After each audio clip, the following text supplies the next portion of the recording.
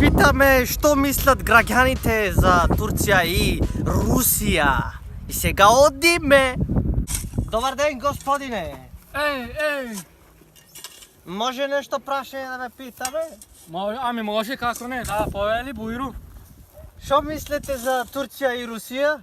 Значи, вака да ти кажам, јас сум голем фан на Путинки на Ердоган. Они се исто вака. Значи, без нив свето не знам кога ќе биде. Може и полошо да биде, а може и полошо. Разбираш ли? Значи, јас сум човек, елхамдулилlah за ТДП. И вака, значи, јас сум човек што порасна од мали нозе со турски серии. Со малечката невеста. Со бандини, со чапмак и чало. Значи со многу таа леджа што имаш, таа хит беше на времето. Имаше Касандра една, таа фиктензи правеше, пичку мајш. Ама добра беше и таа добра беше, знаеш, супер. Ама да не ве лажа, Путин кажаше ги ареке, бе. Да знаете, значи.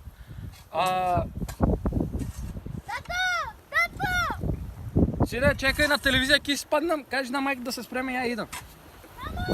Имам работа, ја извини вака. Добро, фала много, господине. Приятно.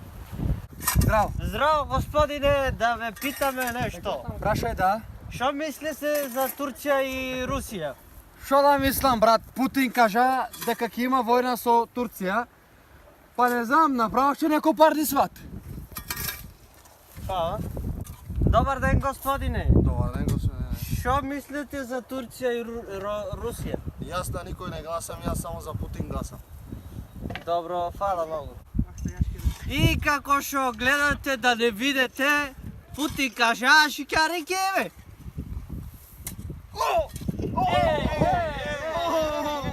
As soon as they can reach the wind, and all this time is the size of their age. 1 year get 1 carat, 2 years get. И еве сега некој неко пита. Што пред? Кажа дека ќе, бе. Пазите се. Не ги лесам си кирки. Господине. А восте го нек му монем.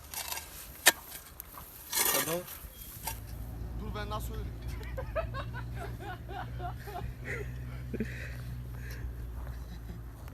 Emircan lan.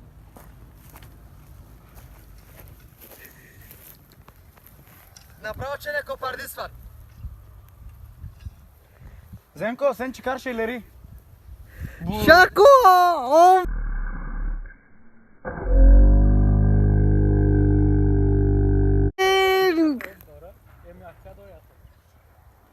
Шако of King! Çıkar bizi pislik ya bu.